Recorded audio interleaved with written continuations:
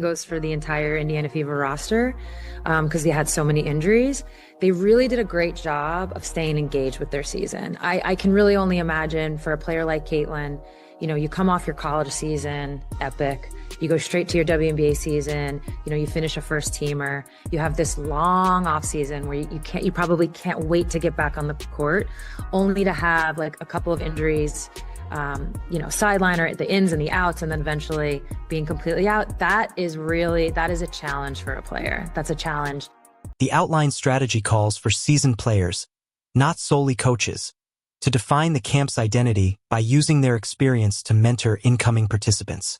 Notably, the label of veteran at this event extends to Paige Buchers, who, despite having no WNBA experience, is reportedly being groomed as a Team USA point guard. This emphasis on veteran leadership and cultural influence surfaces as Clark wraps up her rookie WNBA season as a first-team selection. Her year featured league-leading production, including 8 assists per game, a new single-season assist record of 37, and a dramatic turnaround of the Indiana Fever into playoff contention. Still, she steps into a USA basketball environment where the narrative centers on established figures guiding newcomers, where Buchers is framed as the primary floor leader, and where the overall tone seems to minimize, rather than fully utilize, Clark's basketball and lead-ups. And I think, you know, to circle back on your question, for the young players, it's just a great opportunity to get their first feel, to get their first taste. And the other beautiful part about USA basketball, this is when the veterans really come alive, right? This is when they can be a huge part of setting that tone, not just the coaches, but those vets. I mean, they've been there, they know what it's like. And with the way that they act, maybe with the way that they can be vocal, they're going to teach the younger players. It's to the Stephanie White stuff. How did she get here? I was wondering, you know, just you said you sent out a lot of invites and looking at the roster that's going to be in Durham this weekend. Why was it important for y'all to have Juju Watkins in this environment, knowing that, you know, she is not able to really practice or play or participate in drills right now, still recovering? What kind of Jackie Powell? Hi, Sue. Thanks so much for taking the time. I'm just curious, what went into how you selected Kara's assistants? Yeah, Kara Lawson, the head coach of Duke. They're terrible, by the way. How did you come to the conclusion of getting the assistants in Stephanie White specifically? That brief hesitation wasn't a lapse in thinking, but a calculated decision to carefully frame the response and avoid the obvious point. When pressed about Caitlin Clark's performance after her injury, Sue Bird redirected attention to Clark's presence on the bench, deliberately skirting any evaluation of her on-court play. This subtle deflection hints at underlying complexities within the Team USA environment. Clark's arrival in North Carolina for what was expected to be her international breakthrough is now met with doubt, shaped by the surrounding organizational context. With Bird at the forefront of this effort, her recent remarks have only deepened the sense that the situation. Cool, thank you. Okay.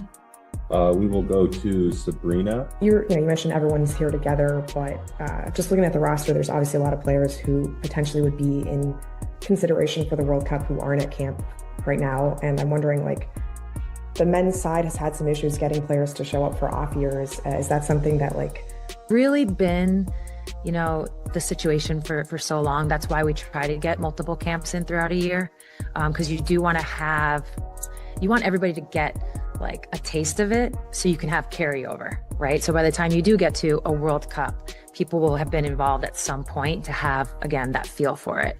But I don't foresee it being, you know, to use your words, similar to the men. That hasn't been my experience in the past. It's not even my experience right now. No. I think it's Nate, it's Natalie Nakase, and Stephanie White. Yeah, so they're technically court coaches. I'm getting used to all the lingo also. And it's really, you know, the assistants don't get picked or like officially chosen until much closer to the World Cup. Oh, so they just are they just here for camp? I'm hoping Stephanie White is only here for camp. I hope she's not going to be around for the real thing. Keep talking, Sue. Keep talking. So there's a lot of time, a lot of build up. Some of it is, if you look at past coaching staffs, there's been a mix of WNBA and college. Obviously, this camp is in December. You're not going to get college coaches. That's likely not going to happen. So luckily, we're able to tap into what is this newer crop with Nate and Natalie of WNBA coaches. Of course, Steph's been in the WNBA for a while, but none have had a ton of USA basketball experience. So it's wonderful to get them in.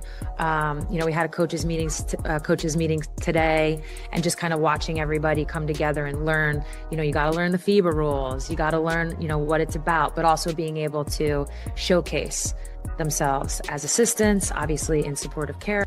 This development draws added attention as Sue Bird's explanation regarding Stephanie White's presence on the coaching staff raises more questions than it answers. White has been assigned as a court coach for the December training window. While not officially named an assistant, Bird noted an intention to balance WNBA and collegiate coaching perspectives. However, the December schedule eliminated the possibility of college coaches participating, resulting in the selection of less established WNBA coaches. Ironically, White is anything but inexperienced.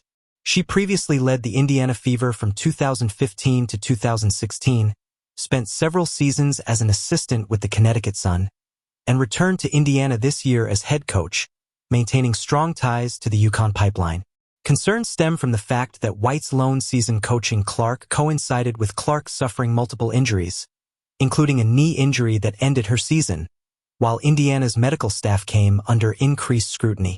Despite featuring the league's premier playmaker, the Fever's offensive execution often appeared disjointed. Now, immediately following that turbulent season, White steps into a Team USA role where she could directly influence how Clark adapts at talented players and the off talent. So it wasn't.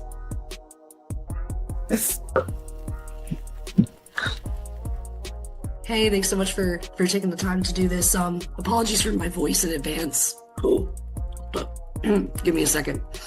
I was curious, and I can type this too if you need me to type it. Just what have you seen from Caitlin Clark? She's battling back from that injury, and just what has impressed you the most with how she's carried herself through this process? We haven't started practice yet. So what do you just mean, in general? Just in general, from what you've been able to. Bird highlights Clark's injury by emphasizing the psychological toll of being sidelined and applauding her continued involvement with the team. While those observations are fair, a significant dimension is missing from the analysis.